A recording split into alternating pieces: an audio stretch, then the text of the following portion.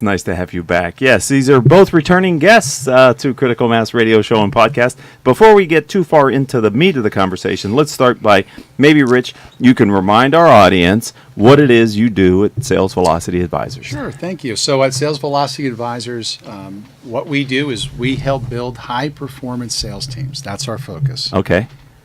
That's it? That's it. What's that mean? Well, you know, Rick, sales and marketing and the growth engine of any company, right? Yes. And so high-performance sales team is one that produces the desired revenue results so companies can not just survive, but also thrive. So do you create the sales team? Do you coach the sales team? Do you participate as an active part-time manager? What is exactly you do? So my typical engagement, Rick, is coming in and I focus on three broad areas. I assess their people. Do they have the right people in the right role? So this is assuming they have a sales force and they're not happy with the performance. Right. Okay. Potentially. Yeah. They want it to get better. How do they, and then I look at process. How do they run their organization, right? You know, vis-a-vis best practices. And then finally, are they producing? We look at the results. And so my focus from a comprehensive standpoint is to help them build a sales foundation and a world-class team that'll help deliver consistent revenue growth going forward. People, process, and results. You got it. Okay. And in your experience, and we'll get to you in a minute, Rick Girard. He's sitting right here. You can see him, Rick Girard. He's anxious. Stride Search. Yeah, I can't wait to get him on the show, too, but I have to give Rick Cocuzzo I feel like singing with this mic. Yeah, and we know what you're going to sing, but no singing. It's like a Monty Python Holy Grail. He started no singing. Anyway, that's an inside joke, and we shouldn't do Oh, that on the podcast. No, right? Rule number 101. Right. We should have learned that. I was asking you, of those three, people, process, and result, is there one area that when you start, usually you go, well, this is the place that, you know, most small middle market companies are challenged in, or is it pretty much any one of those three can be an area for improvement in your experience? In my experience, Rick, every situation is different.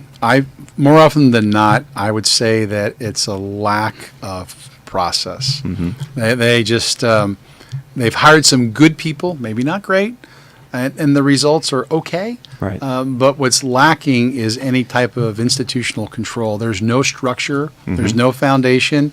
And so the sales reps are just kind of left on their own. Yeah, I'm glad you said that because that confirms my bias. And I love it when my confirmation bias kicks in that I think many small and mid-market companies would benefit from putting a little bit more process into a bunch of places, like the hiring process, which we're going to get to in a minute. But It's good to hear of those three. That's an area that you see they could get immediate gain from. All right, let's turn our attention. I like how you're loading it up for me. Right, to our second guest, who's also a host here on OCTalkRadio.net. He has his own show, which he did today with our good friend Ryan Fowlin. But that's a different inside story. Let's stay focused on you. Stride Search. Let's do it. What do you do? So we help entrepreneurs and hiring managers avoid making costly hiring mistakes. How? So the way in which we do it is that we help the company to identify what their core company values are and then build their job descriptions and their hiring process around that, so that when they're bringing people in, they're evaluating them for cultural fit above and beyond, just the skills. When you talk to a client of yours about interviewing for cultural skills and fit, what's the usual initial response? Why is this important? Okay. I just need somebody to come in here and do the work. Okay. And, sorry. Doing the work is great, and it does need to be done, but making a bad hire just creates a whole mess of problems. Not only that, it costs the company a tremendous amount of money if they make a bad hire. Right. And do you find that you have to actually explain to them how to interview for cultural fit? Yes. Okay. Yeah. And at a very high level for our audience today, what advice would you give someone who wants to be able to interview for cultural fit? What mindset should they have, or do some research or look into doing behavioral interviews? Okay. Behavioral interviews are, in my opinion, the strongest way to get to the core of who a person is, to find out whether or not it takes them out of their comfort zone and puts them into a situation where they have to give you the evidence that you need to make a decision either way. Okay. So in a behavioral interview, you're asking them for a previous example where they exhibited some... Yeah, walk me through a time you did this. And, okay, now how did you do it? Now give me the steps that you took to do it. Now why did you approach it that way?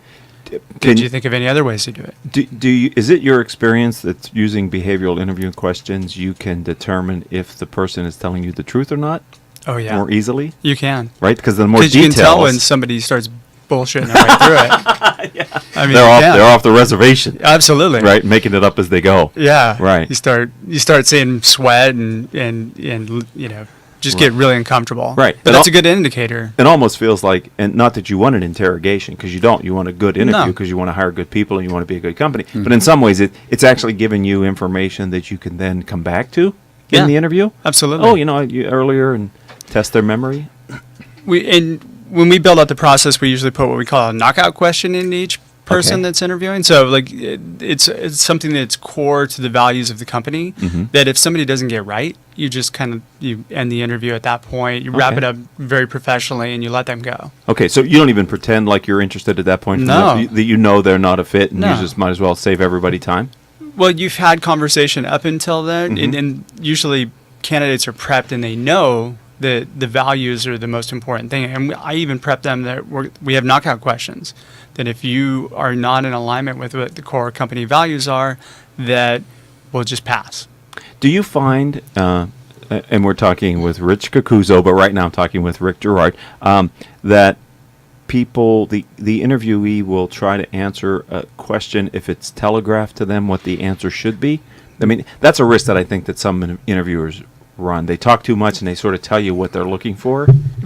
Yes, and what ends up happening, and this kind of leads us into our presentation, because Good. the piece of the presentation that I'm going to be talking about is how to gather all that information prior to giving them any information. Okay. Because you need to have a conversation about who a person is and gather the details of what's important to them before you load them up with any information, because then they start tailoring their answers. Yeah, if they're interested in a job and they're good on their feet, they're not going to purposely tell you something they don't think you want to hear. Exactly. Right? Even if they don't want the job, they want at least the opportunity to say no. So very true. Especially if it's a sales organization, they Right. they're momotivated to be positive and supported. So, do you want to add something to this No, conversation? I think Rick, This is Rich Cocuzzo, by the way. Rick did a great job framing that up, and what we found as part of the workshop that we'll be doing with the critical mass for business community in a couple of weeks is, how do you attract those great employees, those employees that can make a difference, those that can help lead you to that sustained success over time. And what we discovered as part of our research is that there are key attributes of high performance companies that have figured this out, that employees want to work for. Okay. These companies don't have a problem attracting and retaining talent. And it's for some of the reasons that you've been talking about today, right? Whether it's culture, leadership, just that people element of things. There's 6 key attributes that we identified that high performance companies have that attract and retain the top talent that's out there in the marketplace. Okay, slow down. We're going to get to that in a second I'm so because sorry. no, it's awesome. Put on the excited. brakes. Yeah, they're so excited. Sales guys, they just can't, Just can't wait wait. to sell you on what Yes. they're doing. Who's a sales guy? We don't sell. No, well, no. Well, he said he We was ask a politely for the sales- business. No, Anyway, people sell us. Why? right. They need us. So part of the being in the critical mass community is a group of CEO peer groups. We have 6 of them here in Southern California, and we have a faculty. You're 2 of the members of 24 people that are high caliber service providers who are part of the community who have agreed to be the faculty where you're training on latest trends, best practices, emerging issues, the latest thinking, and you've put together, we have a whole curriculum for the year built around the surveys that the members who are business owners have taken and said, of all the things, 44 different things we could learn about, here's our rank order of the things we're most interested in. And then these teams got together and put together presentations. And you're in the Q1 all-member event. You're one of the 2 workshops. And your title of your talk is How High-Performance Companies Attract the Right Employees. So you guys have been putting together your both of your perspectives to deliver an hour interactive workshop. So now that I've said the title, let's at a high level, what will people learn from your workshop? Right. So, as I alluded to, a Yes. little bit of a preview That's all right. a few minutes Little ago, tease. It's a tease. what they will learn is what high performance companies are doing that's allowing them to attract and retain top talent. and this is not just Rick and I saying, okay, well, this is what we think it is. We actually have a fact-based data to support it. Glassdoor, who is the #1 repository of anonymous employee feedback God, I hate Glassdoor. on the web. they Where'd that voice come I hate from? you, Glassdoor. they recently Personalizing it. Glassdoor recently announced their 2019 winners of top places to work based Okay. on employee feedback. Okay. And so we have focused on companies in the top 10, and we are going to share with the community what they do, the 6 key attributes that these high-performance companies share Okay. where people want to work. Wow. Raving fans. I Right. mean, and we will actually use the words from their employees to illustrate how From these important- companies that are high-performing companies. Exactly. How Okay. important. And Rich put together a really cool exercise in and around it too, so Oh, they yeah? can do some self-evaluation. Because you know what, I Rick? love it. In the community, it's all about the takeaway, right? Right, yeah. And so what can they bring back? Self-evaluate your particular business, where you fall in these 6 key areas, and where there's an opportunity for improvement. Because if you think about it, you have to get that right first Yes. before you go out and try to recruit the right employees. So let me turn our attention to Rick from Rich. We're going to Rick. When you looked at that glass We door, have Rich Square, Right? cubed. Cube. That's it. Yeah, Yes. 3 of us. I'm never good at math. Okay, good. When you saw those Glassdoor top 6, you're in the industry. How did that survey results and report match up with your expertise and experience? So they're definitely on par. I was actually surprised that one company wasn't in there that just crushes it when it comes to attracting talent. But Okay. those salary surveys and a lot of the surveys they do, they're primarily all larger companies that have been around that kind of really they lobby to get their people to do it. So, but they're all spot on. They're all really solid cultures, Okay. and they've got great reputations.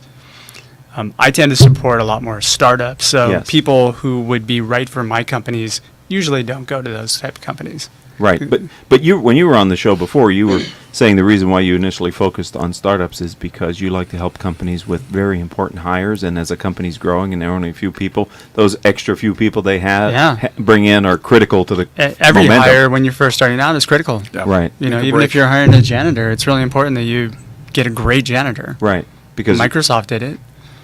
they did. Yeah, their first janitor was made a few $1 million about it. Was driving to work in a Ferrari. So that's a fact-based Yeah, thing. I just thought you were just saying because they became successful, they did it well. But you actually Bill needed somebody to take out his trash, So Right. he got That's the important. best janitor that was in Seattle. I think. okay. Well, lessons learned there. See, There you you go. always learn something.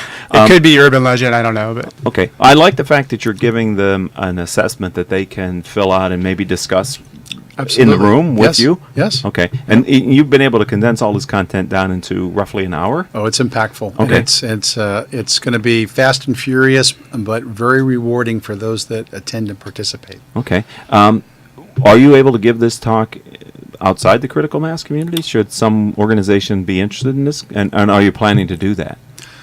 You know what? We're in the exploratory stage of talking about that. Uh-huh. We want to obviously start with the community first of because course, that they're always a good barometer of the value of the content that we're bringing, right? But yes, I think that this is very impactful and could help any company in the community and your listening community. We'd be delighted to bring our show on the road. Okay. my piece, I actually am talking. I've got 4 conferences booked that are recruiting related conferences that I'm plugging this into. Okay. So we're getting you're the preview Okay. before everybody else. So which we're is great. sort of the opening night. You get a chance to work out the kinks a little bit. No, it's going to you be guys- polished and hot. You Friday's the dress rehearsal. Yeah, then, exactly. Right? Yes. My speaking coach would not allow that. Right. And She that would kill me. part of what we do here in the critical mass community is we watch each other's presentations prior to giving it to the full community, just to sort of get some insight and input. And we're doing that, I guess, this Friday afternoon. You're going to be giving your talk, and the other team that's giving their talk is going to be giving their talk to you guys. So it's a chance to learn from each other and see how each other perform against this. Do you have any tools that go along with this? You talked about the assessment. Is that the work product that you've developed, or are you developing anything else to go along with it to complement the talk? That is one of the two takeaways that we're going to have, and Rick can talk about specifically what we're going to do on the hiring side. The idea is you set the tone, talk about these high-performing companies and their 6 key attributes, and self-evaluating how you fall within those 6. So that's the first half. And then we're going to pivot into, on the hiring side, and you want to talk about... Yeah, we're going to do an interactive workshop where actually everybody's getting involved, and they're going to conduct an interview. What? Yeah. Yep. Role play? Yep. There's going to be role play, and everybody's going to partner up with somebody they don't know, and they have to actually recruit them. Okay. How long do they get to do that?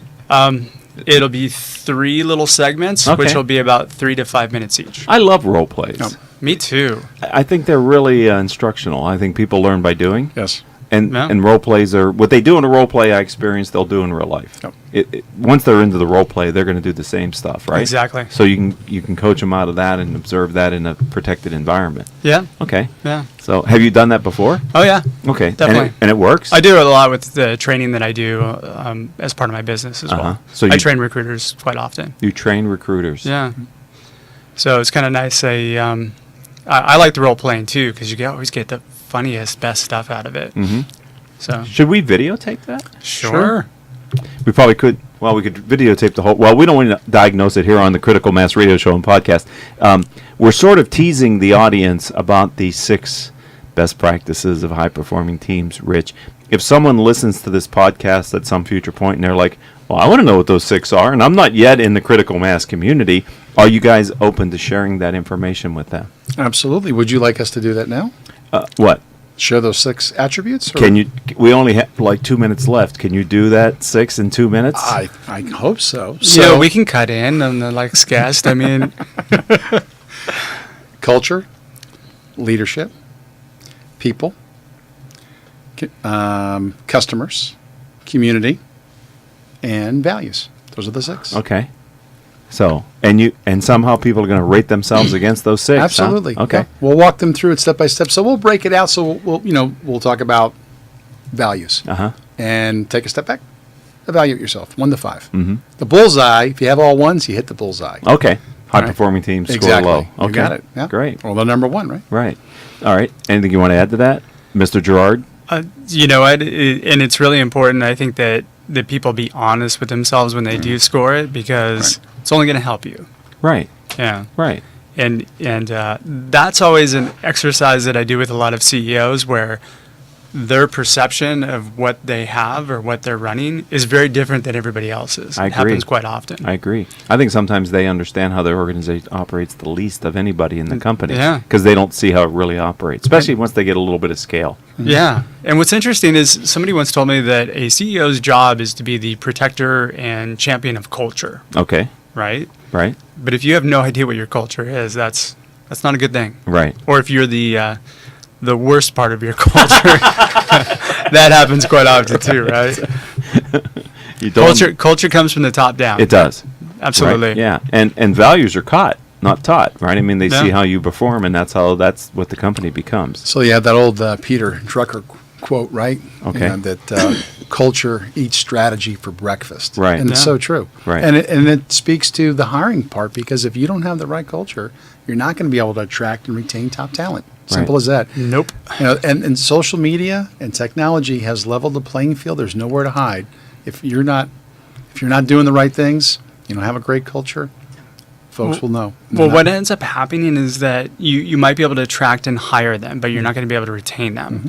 And retention starts in the hiring process. What do you mean by that? Retention starts when you engage somebody. You got to get them engaged in the hiring process, because once they lean in and they buy into your mission, your values, they're going to be a much better and fulfilled employee, as opposed to, being shanghaied into a job or taking a job because they need one, and then kind of still looking, until they find something better. Right. And that happens way too often. Yeah, they realize after a couple of weeks or maybe even sooner, I think I might have made a mistake. Well, right? yeah, because the company's not always honest with them. Right. You know, Putting their best foot they forward. right. Right. And they come in that they think this is serendipitous environment, and they start their first day and they get yelled at by 4 people. Uh-huh. You know, Yeah. Or you don't have any place for them to sit. Yeah. Or they're not ready to receive them. people don't show them where the bathroom is. Right. You know, just It's just terrible stuff. yeah. So if someone would like to learn more about your independent businesses, not the critical mass for business and the peer groups, although if you're interested in that, we'll certainly talk. How do they find you online? Rich Cocuzzo, how do they find you online? Best way is to connect with me on LinkedIn. How do you spell your last name? Cocuzzo. Rich Okay. Cocuzzo. You're the only one? I'm the only one. Sales Velocity Advisors? You got it. Beautiful picture. It is. All right. Rick Yeah, he's a Girard? good-looking man. That's Right? why. Jeez. I feel like we're the 3 amigos, and I'm like the Martin Short character over here. Okay. So the best way to reach me, I know, Yeah, right. You can email me at rick@stridesearch.com, or you can call me 949-777-5656. Can you do Or- that again? That was fast. Yeah, 949-777-5656. Okay. I can make a jingle out of that. Right. Operators are standing by. Right. Yeah. Ready to take your call. And you can check out my company, which is Stride Search, at stride, STRIDE, search, SEARCH.com. Plus, it sounds like you're now being hired to speak at different conferences. I am. And that's an important part of your growing business? Yeah. Okay. Yeah, it's kind of. I've come into this part of my business where I love the search part, but I like to teach and get people understanding why they lost a hire, why they gained a hire. Mm-hmm. You know, because if you get really good at hiring people, you can't lose. Right.